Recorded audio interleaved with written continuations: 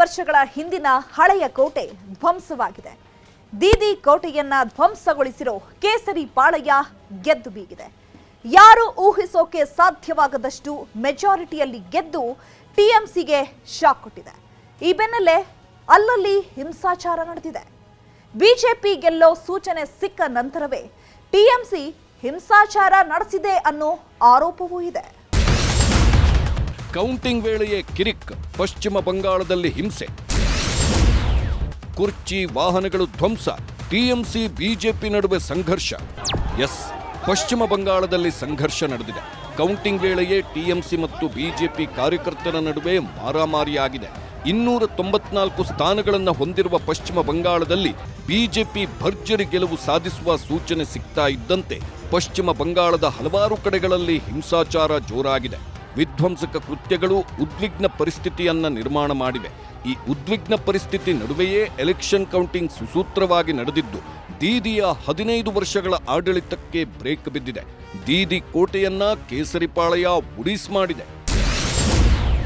Counting ಸೆಂಟರ್ನಲ್ಲೇ BJP TMC ಘರ್ಷಣೆ. ಮತ ಎಣಿಕೆ ಕೇಂದ್ರಗಳಲ್ಲೇ ಬಿಜೆಪಿ ಟಿಎಂಸಿ ಕಾರ್ಯಕರ್ತರು ಮಾರಾಮಾರಿ ನಡೆಸಿದ್ದಾರೆ. ವೋಟ್ ಕೌಂಟಿಂಗ್ ವೇಳೆ ಉತ್ತರ 24 ಪರಗಣ ಜಿಲ್ಲೆಯ ಬ್ಯಾರಕ್ಪೋರ್ನ ರಾಷ್ಟ್ರಗುರು ಸುರೇಂದ್ರನಾಥ್ ಕಾಲೇಜಿನಲ್ಲಿರುವ ಎಣಿಕೆ ಕೇಂದ್ರದಲ್ಲಿ ಗಲಾಟೆ ನಡೆದಿದೆ. ಅದನ್ನ ನಿಯಂತ್ರಣಕ್ಕೆ ತರಲು ಭದ್ರತಾ ಸಿಬ್ಬಂದಿ ಸ್ಥಳಕ್ಕೆ ಧಾವಿಸಿದ್ದು ಸ್ವಲ್ಪ ಸಮಯದಲ್ಲೇ ಪರಿಸ್ಥಿತಿಯನ್ನ ನಿಯಂತ್ರಣಕ್ಕೆ ತಗೊಂಡಿದ್ದಾರೆ. ಇಂಥದ್ದೇ ಮತ್ತೊಂದು ಘಟನೆ ಕೂಚ್ ಬೆಹಾರ್ನ ದಿನ್ಹಾಟಾದಲ್ಲಿ ನಡೆದಿದೆ. ಬಿಜೆಪಿ ಮತ್ತು ಟಿಎಂಸಿ ಕಾರ್ಯಕರ್ತರ ನಡುವೆ ಘರ್ಷಣೆ ಭುಗಿಲೆದ್ದಿತ್ತು. ಎರಡೂ ಪಕ್ಷಗಳ ಕಾರ್ಯಕರ್ತರು ಇಟ್ಟಿಗೆಗಳು ಮತ್ತು ಕಲ್ಲುಗಳನ್ನು ಎಸೆದು ಕೋಲುಗಳನ್ನು ಬಳಸಿ ಪರಸ್ಪರ ಹಲ್ಲೆ ನಡೆಸಿದ್ದಾರೆ. ಜನಸಮೂಹವನ್ನ ಚದುರಿಸಲು ಕೇಂದ್ರ ಪಡೆಗಳು ಲಾಠಿ ಪ್ರಹಾರ ನಡೆಸಿವೆ. ರಾಜಕೀಯ ಪಕ್ಷದ ಶಿಬಿರವೇ ಧ್ವಂಸ. ಅಸನ್ಸೋಲ್ನಲ್ಲಿ ಮತ ಎಣಿಕೆ ಕೇಂದ್ರದ ಬಳಿ ಜೋರು ಗಲಾಟೆ ನಡೆದಿದೆ. ಬಿಜೆಪಿಯ ಶಿಬಿರವನ್ನ ಧ್ವಂಸಗೊಳಿಸಲಾಗಿದೆ. ಕುರ್ಚಿಗಳನ್ನ ಚೆಲ್ಲಾಪಿಲ್ಲಿಗೊಳಿಸಲಾಗಿದೆ. ಈಗ ಸದ್ಯಕ್ಕೆ ಆರೋಪಿಗಳನ್ನ ಪತ್ತೆ ಹಚ್ಚುವ ಕಾರ್ಯವನ್ನ ಮಾಡುತ್ತಿದ್ದಾರೆ ಪೊಲೀಸರು. ಇದೇ ವೇಳೆ ಕೇಂದ್ರ ಮೀಸಲು ಪೊಲೀಸ್ ಪಡೆ ಪರಿಸ್ಥಿತಿಯನ್ನ ನಿಯಂತ್ರಣಕ್ಕೆ ತರಲು ಲಾಠಿ ಪ್ರಹಾರ ನಡೆಸಿದೆ. ಇಷ್ಟು ಹಿಂಸಾಚಾರ ಮಾತ್ರವಲ್ಲದೆ ಹಿಂಸೆಗೆ ಕುಮ್ಮಕ್ಕು ಕೊಡೋ ಘಟನೆಗಳೂ ನಡೆದಿವೆ. ಮಮತಾ ಬ್ಯಾನರ್ಜಿ ಅವರ ಕೋಲ್ಕತ್ತಾದ ನಿವಾಸದ ಹೊರಗೆ ಬಿಜೆಪಿ ಕಾರ್ಯಕರ್ತರು ಜೈ ಶ್ರೀರಾಮ್ ಘೋಷಣೆ ಕೂಗಿದ್ದಾರೆ. ಇಲ್ಲೂ ಪೊಲೀಸರು ಸ್ಥಳಕ್ಕೆ ಬಂದು ಜನರನ್ನ ಚದುರಿಸಿದ್ದಾರೆ. ಪಶ್ಚಿಮ ಬಂಗಾಳದಲ್ಲಿ ಹಿಂಸೆ ನಡೆಯುತ್ತೆ ಅಂತ ಮೊದಲೇ ಗೊತ್ತಿತ್ತು. 2021ರಲ್ಲಿ ಚುನಾವಣೆ ವೇಳೆ ಇದೇ ರೀತಿಯ ಹಿಂಸಾಚಾರಗಳು ನಡೆದಿದ್ದು. ಅದೇ ಕಾರಣದಿಂದ ಅಧಿಕಾರಿಗಳು 70,000ಕ್ಕೂ ಹೆಚ್ಚು ಸಿಎಪಿಎಫ್ ಸಿಬ್ಬಂದಿಯನ್ನ ನಿಯೋಜನೆ ಮಾಡಲಾಗಿತ್ತು. ಆದರೂ ಕೂಡ ಹಲವಾರು ಕಡೆಗಳಲ್ಲಿ ಹಿಂಸಾಚಾರ ನಡೆದಿದೆ. ಆದರೆ ಅದೃಷ್ಟವಶಾತ್ ಯಾವುದೇ ಸಾವು ನೋವು ಸಂಭವಿಸಿಲ್ಲ. ಹಿಂಸಾಚಾರ ನಡೆದ ಸ್ಥಳಗಳನ್ನ ನಿಯಂತ್ರಣ ಕೊಠಡಿಗಳ ಮೂಲಕ ಚುನಾವಣಾ ಆಯೋಗ ಮೇಲ್ವಿಚಾರಣೆ ನಡೆಸುತ್ತದೆ. ಬಿಜೆಪಿಯಿಂದಲೇ ಹಿಂಸಾಚಾರ ನಡೆಯುತ್ತಿದೆ ಅಂತ ಟಿಎಂಸಿ ಹೇಳ್ತಾ ಇದ್ರೆ, ಟಿಎಂಸಿಯಿಂದಲೇ ಹಿಂಸಾಚಾರ ನಡೆಯುತ್ತಿದೆ ಅಂತ ಬಿಜೆಪಿ ಆರೋಪ ಮಾಡುತ್ತಿದೆ.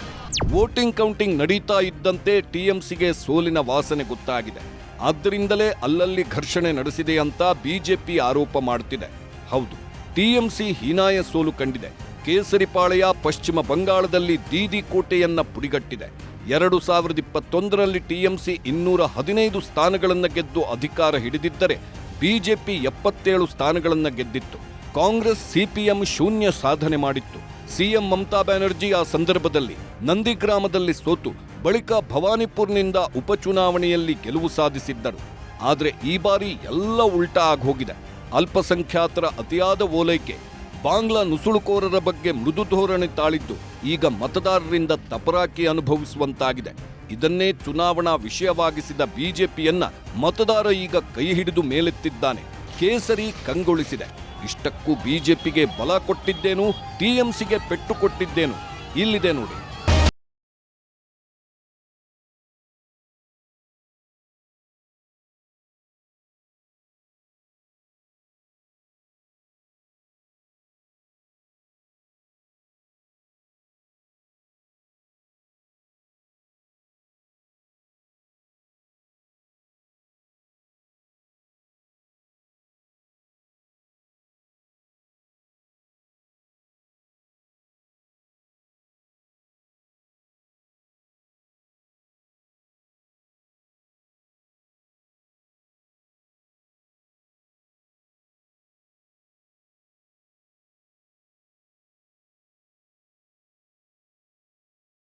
ಪೋಲ್ನಲ್ಲಿ ಹೆಚ್ಚಿನ ಸಮೀಕ್ಷೆಗಳಲ್ಲಿ ಈ ಬಾರಿ ಬಿಜೆಪಿ ಗೆಲ್ಲುವ ಭವಿಷ್ಯ ಬಂದಿತ್ತು.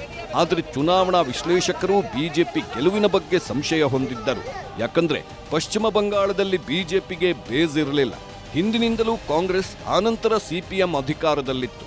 ಅಂದಹಾಗೆ ಕಮ್ಯುನಿಸ್ಟ್ ಪಾರ್ಟಿ 25 ವರ್ಷಗಳ ಆಡಳಿತದ ಬಳಿಕ ಕಾಂಗ್ರೆಸ್ ಅನ್ನ ಒಡೆದು ತೃಣಮೂಲ ಕಾಂಗ್ರೆಸ್ ಸ್ಥಾಪಿಸಿ ಮಮತಾ ಬ್ಯಾನರ್ಜಿ ಅಧಿಕಾರ ಹಿಡಿದಿದ್ದರು. ನಂದಿಗ್ರಾಮದ ರೈತ ಹೋರಾಟ ಮಮತಾ ಬ್ಯಾನರ್ಜಿಗೆ ಸ್ಟಾರ್ ಪಟ್ಟ ಸಿಕ್ಕಿತ್ತು. ಅದೇ ಅವರನ್ನ ಸಿಎಂ ಮಾಡಿತ್ತು. 15 ವರ್ಷ ಆಡಳಿತ ಮಾಡೋ ಹಾಗೆ ಮಾಡಿತ್ತು. ಆದರೆ ಅಲ್ಪಸಂಖ್ಯಾತರ ಅತಿಯಾದ ಓಲೈಕೆ, ಬಾಂಗ್ಲಾ ನುಸುಳುಕೋರರ ಬಗ್ಗೆ ಮೃದು ಧೋರಣೆ ತಾಳಿದ್ದು ದೀದಿಗೆ ಕಂಟಕವಾಗಿದ್ದು, ಇದನ್ನೇ ಚುನಾವಣಾ ವಿಷಯವಾಗಿಸಿದ ಬಿಜೆಪಿಯನ್ನ ಮತದಾರ ಈಗ ಕೈ ಹಿಡಿದು ಮೇಲೆತ್ತಿದ್ದಾನೆ. ಬಿಜೆಪಿ ಅಧಿಕಾರ ಇನ್ಮುಂದೆ ಶುರುವಾಗಲಿದೆ.